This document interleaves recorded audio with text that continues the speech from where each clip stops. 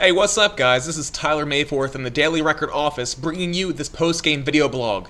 Texas State waited 2 long years to get its hands on UTSA in football, and then this happens.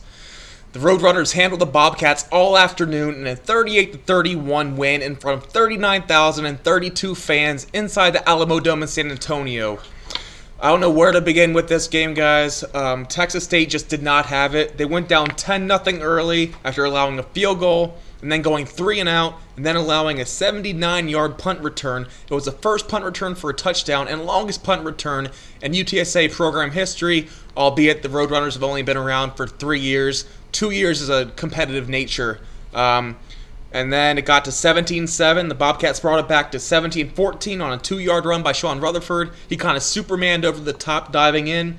Texas State would not get any closer than 3 points as UTSA opened it back up to 31-14. Texas State tried on a 6-yard run by Terrence Franks, cut to 31-24.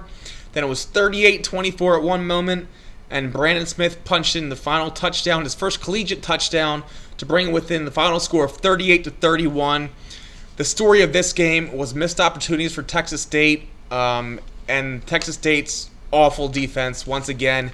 I don't know what you can say. UTSA rolled off a program record 499 total yards of offense. And again, they rushed for 299 yards against the Bobcats this afternoon. UTSA quarterback Eric Souza, who was a Bobcat once, threw for 200 yards, 3 touchdowns, and was picked twice. Once by Jamie Clavelhead, and then another time by Daryl Morris. Texas State turned both of those interceptions into points, which is great.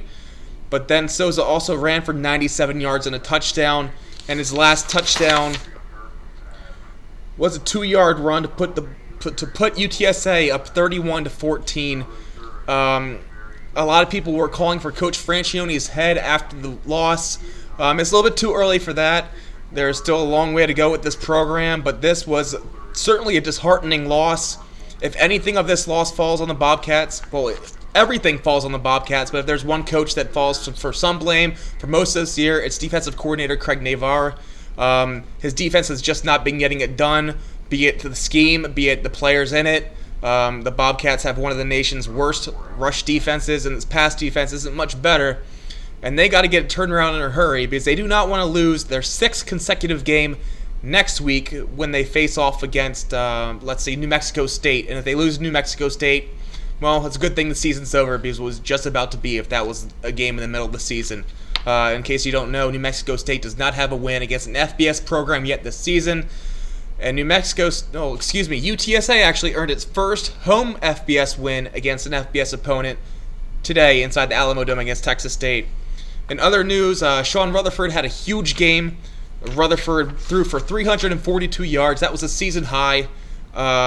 He also rushed for 42 yards, and he threw for 2 touchdowns, one of which was a 57-yard touchdown pass to Isaiah Battle. That pass was the 3rd time Rutherford and Battle connected on touchdown passes of more than 50 yards. Right now, Texas State is 3-7. They fall to 1-4 in the WAC, while UTSA improved to 8-4, 3-3.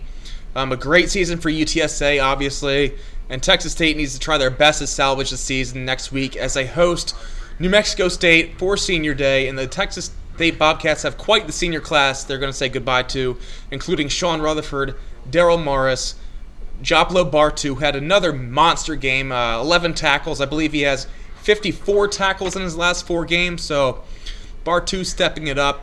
Too bad the same can't be said for the rest of the defense. As of right now, that's all I got. Texas State lost 38-31 to UTSA. In front of 39,032 fans, which was the largest crowd in the Alamo Dome for a UTSA game since the season opener of last year. That was the first game UTSA ever played on the football field before. Once again, this is Tyler Mayforth in the Daily Record office, and that was your post-game video blog.